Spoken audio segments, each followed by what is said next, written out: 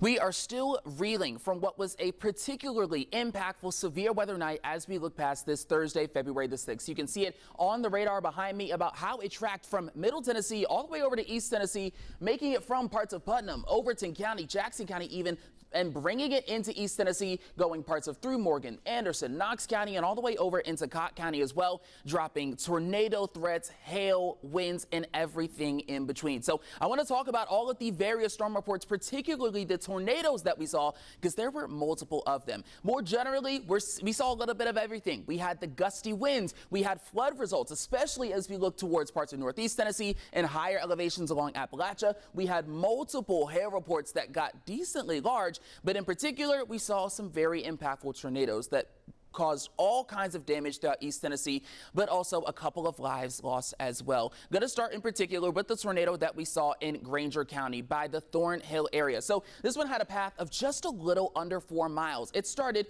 right around here as you look towards the mouth of Beech Grove Road and tracked its way all the way towards the east, moving deeper into the Thornhill area along Highway 131 and made its way all the way over here right by Old Highway 25 East, where we saw the final couple of trees down on the side of Clinch Mountain. You can see nearby there was hail upwards of 1.3 inches. Several trees were already down, and this happened right after, or I guess I should say during the 9:30 time period, from about 9:26 to 9:32. This was an EF1 with 110 mile per hour winds and was 700 yards wide. A very large storm.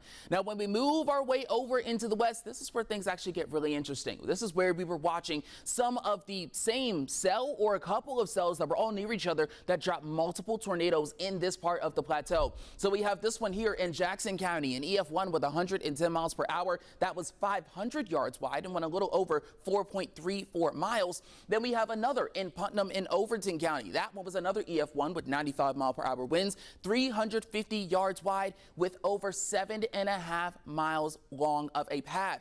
There was another one in Overton County, this one being called Hanging Limb, another EF1 with 95 miles per hour, 300 yards wide and nearly 5.5 mile long path. Now, this is where things really start to get interesting. As we look towards, there were originally two separate tornado reports, one in Fentress County by Clark Range and another in Morgan County, the one we know more commonly in East Tennessee.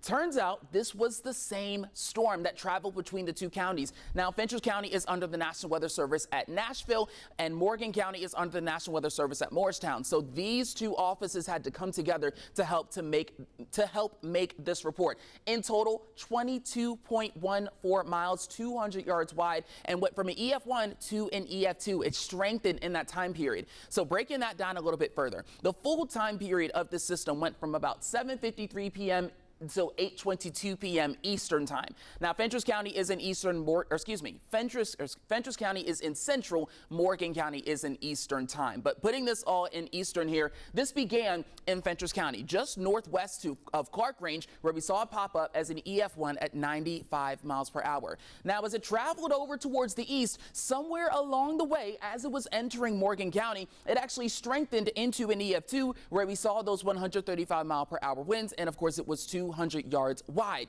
Then we start to see some of the damage that we began to notice in the Deer Lodge area. These two blue bubbles here are for some of the wind damage that was seen that first marked that there was likely a tornado and unfortunately some lives lost. It began to calm down, fizzle out a little bit as it continued to move further down south, ending its track in Annandale, Tennessee, just north of the Lansing area, and that was where we saw it finally finish out. The total path, again, coming out to 22.14 miles, a particularly strong storm, and definitely praying for everybody in this area where we saw some of that damage. Now, you guys sent in all kinds of pictures and videos that you can continue to find on our website, WBIR.com. Here's a couple that we had already in our data here with our weather team. This is a couple of pieces of hail, large pieces of hail, I'd say maybe about golf ball size, out of Cott County. Thank you to Tim Tallman for sending this in.